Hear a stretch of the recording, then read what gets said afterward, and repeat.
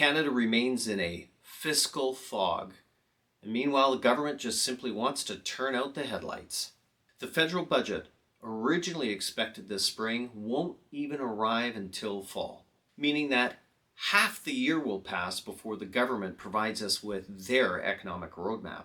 Now, budgets are always important, but when spending is surging, debts are rising, and major economic risks are looming, this lack of transparency becomes more than an inconvenience. It's a serious problem.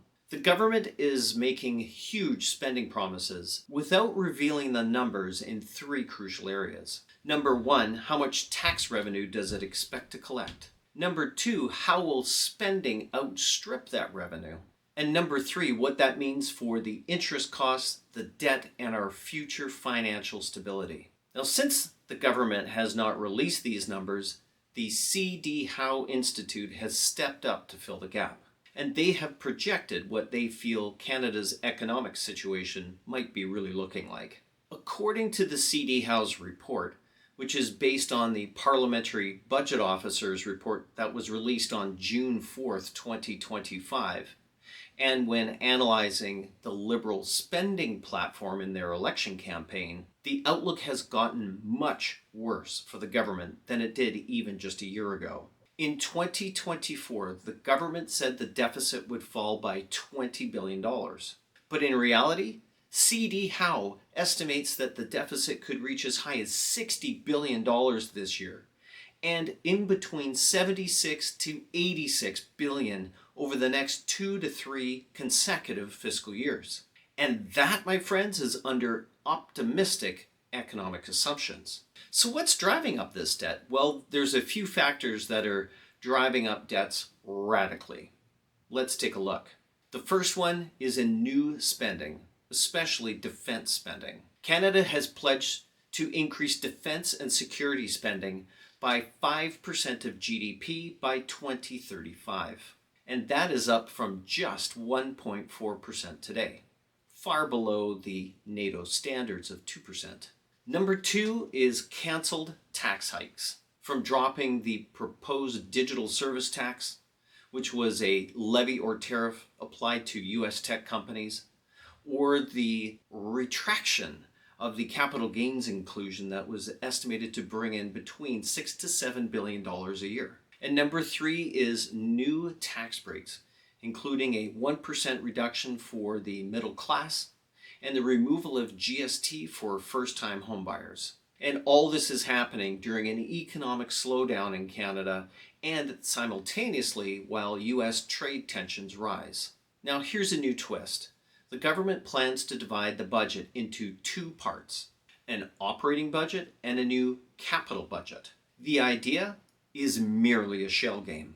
In this way, they can make the budget look better by excluding big line items for capital expenditures and infrastructure spending. They can also exclude subsidies for green technology, housing, or productivity programs. But here's the catch. Under Canada's current accounting rules, capital costs are already amortized over time. Creating a second budget doesn't change reality, it just risks hiding it. So let's talk about defense spending. Canada's commitment to increase deficit and security spending by 5% by 2035 could add $70 billion to the already ballooning deficit by the 10th year, according to the report by the Howe Institute. And while these investments may be necessary, without offering other cuts to other programs or by skipping out on tax revenue, we're piling this debt onto future generations and tying our hands in the event a real crisis comes up in the future.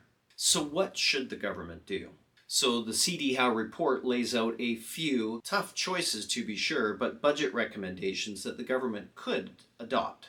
The first is drop some of these costly new measures, like the $28 billion in new platform spending this year. Number two is finding deeper savings. $97 billion exist in potential savings, but it requires strong leadership to affect them. Number three is raise less damaging tax. This could come in the form of a moderate GST increase rather than increasing the taxes on personal and corporate income. And fourth, and possibly one of the most controversial ones, especially given the sentiment in Alberta these days, is cut transfer programs and transfer payments. This is especially true for programs outside federal jurisdiction. They should allow the provinces to take the lead.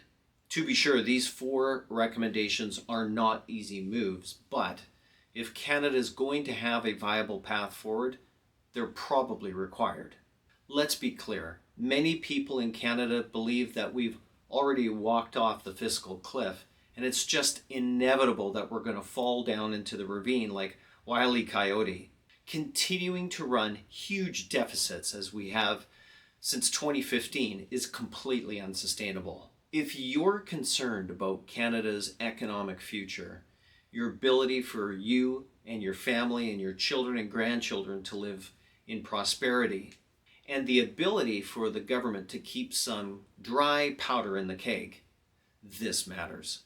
Right now, our powder kegs are empty, and we cannot effectively respond in a time of crisis.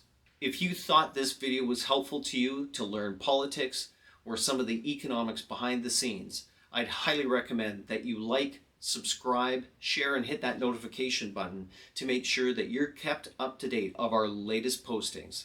And I would highly recommend that you should head over to the Howe Institute's website to take a read of this report that's just released in June of 2025 and other reports like it to really share some of the real things that are going on with government spending.